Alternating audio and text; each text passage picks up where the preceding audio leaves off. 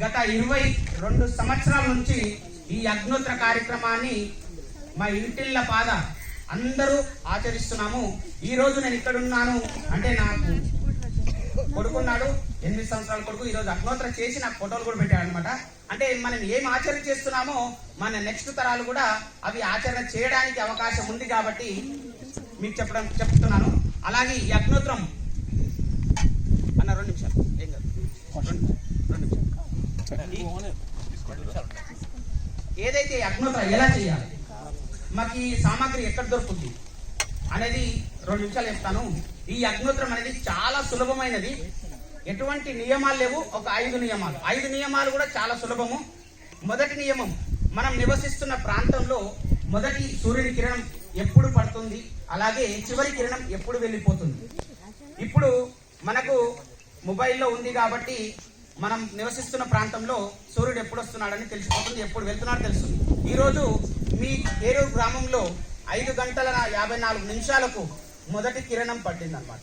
ఆ సమయానికి చేసే కార్యక్రమం. రెండో నియమం, మీ ముంగట ఏదైతే పాత్ర పెట్టామో, రాగి పాత్ర, అర్ధ పిరమిడ్ ఆకారంలో ఉన్న రాగి పాత్ర, ఇది ఎవరో చేసింది కాదు, చెప్పబడింది కాదు, వేదాలలో చెప్పబడిన ఆకారంలో ఉన్న రాగి పాత్ర.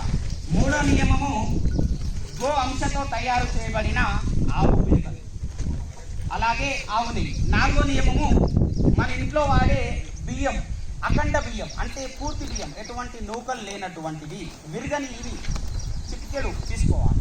5వ నియమము, వేదమంత్ర ఉచ్చారణ చేస్తూ ఈ కార్యక్రమం చేయాలి.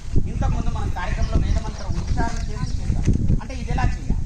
ఈరోజు 5:54 నిమిషాలకు ఎలా ఉందో, ఒక 5 నిమిషాల ముందు ఇలా పిడికలు ఒకదాని మీద ఒకటి పెట్టి, అంటే ఒక బిల్డింగ్ మన గాలి వెళ్ళేటట్టు పేర్చుకొని ఆ పాత్రలో 5 నిమిషాల ముందు జ్వాల వెలిగించి చిటికెడు బియ్యం తీసుకొని ఒక చిన్న ప్లేట్లో, మీ పక్కన ఉన్న ప్లేట్ ఏదైతే ఉందో ఆ రాగి ప్లేట్లో చిటికెడు బియ్యం తీసుకొని 2 చుక్కల ఆవి నెయ్యి వేసి మంచిగా కలిపి 2 భాగాలుగా చేసుకొని దానిని కరెక్ట్ సమయానికి, అంటే 5:54 నిమిషాలకు ఇంతకు ఇవాళ మనం చేసాము, ఆ సమయానికి మొదటి భాగాన్ని తీసుకొని మండే జ్వాలలో సూర్యాయ స్వాహ సూర్యాయ ఇదం నమః పూర్తిగా, రెండో భాగాన్ని పూర్తిగా తీసుకొని ప్రజాపతయే స్వాహ ప్రజాపతయే ఇదం నమః, ఇలా 2 స్వాహాలు మనం భగవంతుని అర్పించి మీ ఇష్ట దైవాన్ని తలుచుకొని 2 నిమిషాలు ధ్యానం ఉండి యథావిధిగా ఈ పాత్ర తీసుకొని భగవంతుని దగ్గర పెట్టేసి మీ కార్యక్రమాలకు వెళ్ళవచ్చు. అలాగే సాయంత్రం కూడా సేమ్ ప్రాసెస్ ఉంటుంది, దానికి కూడా సమయం అనేది ఉంటుంది చివరికి వెళ్ళేటప్పుడు. అలాగే దానికి కూడా సేమ్ ప్రాసెస్ ఉంటుంది, ఒక మంత్రం మాత్రం వేరుంటుంది. ఫస్ట్ మంత్రం వేరుంటుంది, రెండో మంత్రం సేమ్ ఉంటుంది. ఈవినింగ్ చేసేది, సాయంత్రం చేసేది అగ్నయే స్వాహ అగ్నయే ఇదం నమః. రెండో మంత్రం ప్రజాపతయే స్వాహ ప్రజాపతయే ఇదం నమః. ఈ 2 మంత్రాలు చేసి యథావిధిగా మీ కార్యక్రమాలకు చేసుకోండి. ఏదైతే ఈ యజ్ఞం చేస్తున్నామో, ఉదయం చేసింది దాని నుంచి వెలువడే వాయువు ఏదైతే ఉందో మనకు సాయంత్రం వరకు ఒక పొరలాగా ఏర్పడి, ఒక లేయర్ ఏర్పడి మన చుట్టూ, ఇప్పుడు ఏదైతే నెట్ మన మొబైల్ ఆన్ చేస్తున్నామో సిగ్నల్ లాగా ఎలా ఉంటుందో అలా మనకు ఒక కవచం లాగా ఏర్పడి మనకు ఎటువంటి హాని కలిగించకుండా, నెగిటివ్ ఎనర్జీ రానియకుండా కాపాడుతుంది సాయంత్రం వరకు. సాయంత్రం ఏదైతే చేస్తున్నామో అది ఉదయం వరకు మనకు ఒక కవచం లాగా కాపాడుతుంది. ఈ 2 పూటలు చేయడం ద్వారా మనకు సుఖము, శాంతి, సమృద్ధి. ఈ రోజులలో ఎన్ని డబ్బులున్నా కూడా సుఖము, శాంతి అనేది ఉండదన్నమాట. అలాగే ఈ యజ్ఞము చేయడం ద్వారా మనము ఆ వాయువుని పీల్చుకోవడం ద్వారా మనం మానసికంగా ఎంత ఒత్తిడి ఉన్నా మనకు మానసికంగా ఫ్రీ అవుతాం అన్నమాట, ఎటువంటి హాని కలిగించకుండా ఫ్రీ అవుతాం. అలాగే ఈ భస్వం ఏదైతే ఉందో ఇందాక చెప్పారు, వ్యవసాయంలో చేయడం ద్వారా వ్యవసాయం అభివృద్ధి జరుగుతుంది. అలాగే భస్వాన్ని మనం తాగే వాటర్లో వేసి గోరువెచ్చని నీళ్ళు తాగితే కనుక మన బీపీ షుగర్, మీరు యజ్ఞం చేసే వాళ్ళు రెగ్యులర్గా 10 నిమిషాల ముందు బీపీ షుగర్ చెక్ చేసుకొని యజ్ఞం చేయండి. తర్వాత 10 నిమిషాల తర్వాత మళ్ళీ బీపీ షుగర్ చెక్ చేసుకోండి, మీకు ఇమీడియట్లీ దాని చేంజెస్ మాత్రం కనిపిస్తాయి. అలాగే ఈ రోజులలో అందరూ ముఖాల నొప్పులతో బాధపడుతున్నారు, కింద కూర్చోడానికి చాలా ఇబ్బంది పడుతున్నారు. దానికి తగ్గాలంటే మీరు యజ్ఞం చేసి రోజు పొద్దున ఒక చిటికెడు భస్వం నీళ్ళలో వేసి గోరువెచ్చని నీళ్లు తాగితే దాని ప్రభావం మీరు 90 రోజులు అబ్జర్వ్ చేయండి. 90 రోజులలో మీ ప్రభావం దానికి కనిపిస్తుంది.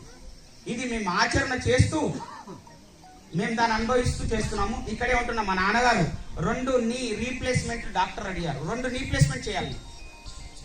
ఈ రోజు ఎటువంటి ఆపరేషన్ లేకుండా ఈ రోజు మా నాన్నగారు కింద కూర్చొని మీ మధ్యలో కూర్చొని యజ్ఞం చేస్తున్నారు. తన ఏజ్ 70 సంవత్సరాలు అయినా కింద కూర్చొని చేస్తున్నారు. అంటే దీని ప్రభావం ఏ రకంగా ఉంటుందో ఆలోచన చేయండి. సో కాబట్టి అందరూ యజ్ఞ ఆచరణ చేయడానికి ప్రయత్నం చేయండి. ఈ యజ్ఞం ద్వారా మీరు గూగుల్లో కూడా సెర్చ్ చేయండి. నేను చెప్పిందే నమ్మడం కాదు, మీరు కూడా గూగుల్లో సెర్చ్ చేయండి. ఈ రోజులు అందరి చేతిలో ఫోన్లు ఉన్నాయి, గూగుల్లో సెర్చ్ చేయండి. భూపాల్ విషవాయువు అనే 1984లో 1984లో భూపాల్ విషవాయువు రిలీజ్ అయ్యి, అంటే ఫ్యాక్టరీ నుంచి అనుకోకుండా అది బ్లాస్ట్ అయ్యి గాలిలో కలవడం ద్వారా అక్కడ నుంచి వెళ్ళే బండ్లలో, ట్రైన్లలో, బస్సులలో వాయువులు పీల్చుకొని కొన్ని వేల మంది చనిపోయారు. కానీ అక్కడే నివసిస్తున్న 2 కుటుంబాలకు మాత్రం ఎటువంటి హాని జరగలేదు. సైంటిస్టులు వచ్చి చెక్ చేస్తే ఆ ఇంట్లో నిత్యము అగ్నోత్ర ఆచరించే వాళ్ళని తెలిసింది. ఇందాక చెప్పాను, మనం అగ్నోత్ర ఆచరించిన వాళ్ళు పొద్దున చేసిన వాళ్ళు సాయంత్రం వరకు, సాయంత్రం చేసిన వాళ్ళు పొద్దున వరకు ఒక లేయర్ లాగా ఏర్పడి, ఒక పొరలాగా ఏర్పడి, ఒక కవచం ఏర్పడి మనకు కాపాడటం జరుగుతుంది అనమాట. ఒక ఆర ఏర్పడి దాన్ని కాపాడటం జరుగుతుంది అనమాట. అందుకోసం ఈ యజ్ఞాన్ని ఆచరణ చేస్తే మనము సుఖము, శాంతి, సమృద్ధి అనేది ఉంటుంది. కాబట్టి దయచేసి అందరూ యజ్ఞ ఆచరణ చేయడానికి ప్రయత్నించాలని మేము గ్రామాల్లో తిరుగుతూ ఈ ప్రచారం జరుగుతుంది. ఏదైతే ఇక్కడికి వీచేసిన 30 ధర్మ సైనికులు వాళ్ళు రేపు ఉదయాన ఎవరి వృత్తి ధర్మానికి వాళ్ళు వెళ్ళిపోతారు. ఈ రోజు